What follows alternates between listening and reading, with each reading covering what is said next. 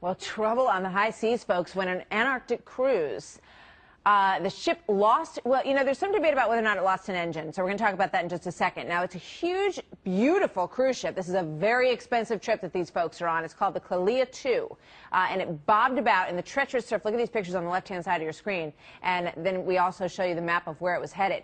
89 passengers aboard. All of them are Americans.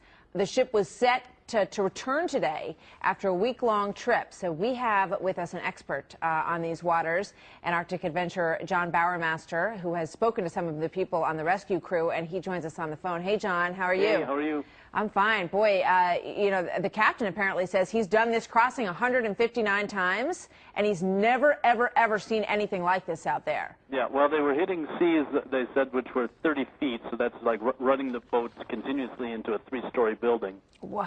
And, yeah, apparently they didn't lose completely power, but at one point they admitted to being only able to travel one knot an hour, so basically more than 1 mile an hour. So something was obviously wrong. So. Unbelievable. I mean, fortunately, nobody is injured, but, you know, when we're looking at this video again of what it's been like there, you've worked on expeditions a lot in this area, and you actually rescued people off a ship in this same zone. There's going to be a lot of people traveling in this area, you believe? Well, I mean, every year the number of people who visit the Antarctic Peninsula by tourist boat grows.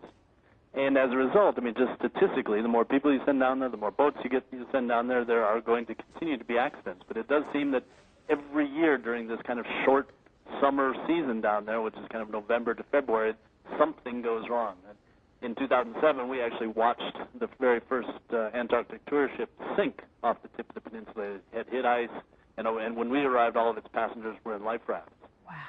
I mean, this video is so incredible. Talk to me about what they do on the ship to try to help the ship, you know, make it through these seas. They want to sort of take it down. You got to maintain control of the ship, obviously, but you also want to, you know, cut the engines, which it sounds like they did.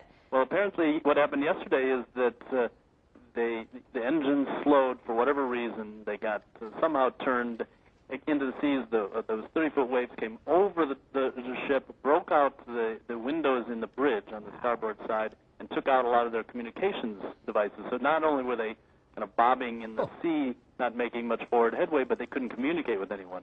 The only people they were able to communicate with was a passing ship, the National Geographic Explorer, which basically stopped and tried to communicate with them by VHF radio, which in this day of modern technology is like communicating with two cans on a string. Exactly. Yeah. But they must have been very happy to see that National Geographic ship. Absolutely. And we understand they actually rigged a little rocket-propelled device that could send them over another satellite phone so they could call the Chilean Navy. All right. Well, it looks like a fascinating trip. It's a beautiful ship. And if you're planning on doing this, it's only happened 1 in every 159 times so far. But that's what you may encounter. John, thank you very much. Great to have your expertise. Some high seas.